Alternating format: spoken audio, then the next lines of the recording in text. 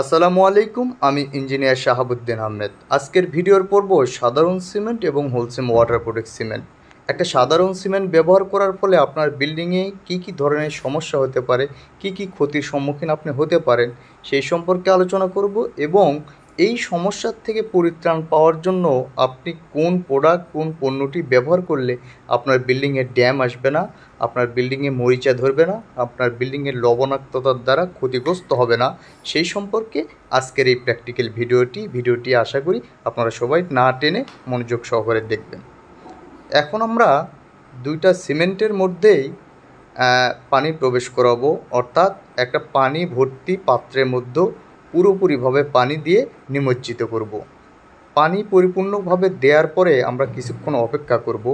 একটা সাধারণ সিমেন্ট দেখতে পাচ্ছেন, এই সিমেন্টের মধ্যে বুদবুদ উঠছে, তার মানে এই সাধারণ সিমেন্টের মধ্যে কিন্তু পানি খুব সহজেই প্রবেশ করছে।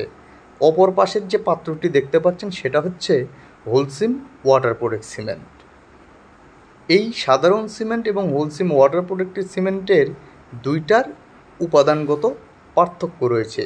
এখন একটা পণ্যের ভিতরে খুব সহজেই আপনি দেখতে পাচ্ছেন যে পানি প্রবেশ করছে। আমি একটু আরও ভালোভাবে দেখানোর চেষ্টা করছি। এই যে দেখেন, খুব সহজেই কিন্তু আসলে সিমেন্টের ধর্ম পানি খুব সহজে প্রবেশ করবে, এটাই স্বাভাবিক।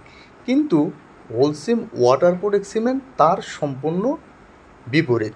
কারণ হচ্ছে এই ওয়াটারপ্রুফ সিমেন্টের ভেতরে ওয়াটার রিপেলেন্ট উপাদানগুলো ব্যবহার করা আছে, যাতে আপনার বিল্ডিংকে ড্যাম থেকে, মরিচা থেকে সুরক্ষিত রাখতে পারে। এই যে দেখেন, হোলসেম ওয়াটারপ্রুফ সিমেন্টের ভিতরে কিন্তু কোনো রকমের পানি প্রবেশ করেনি, সম্পূর্ণ সিমেন্টগুলো কিন্তু শুষ্ক আছে। তাহলে আপনি আপনার স্থাপনায় শুরুতেই একটা ভালো মানের প্রোডাক্ট ব্যবহার করেন, ভবিষ্যতে যাতে আপনার রিপেয়ারিং করতে না হয়, মানে খুব তাড়াতাড়ি যাতে আপনার বিল্ডিং ক্ষতির মধ্যে না হয়, সেই জন্য ভালো প্রোডাক্ট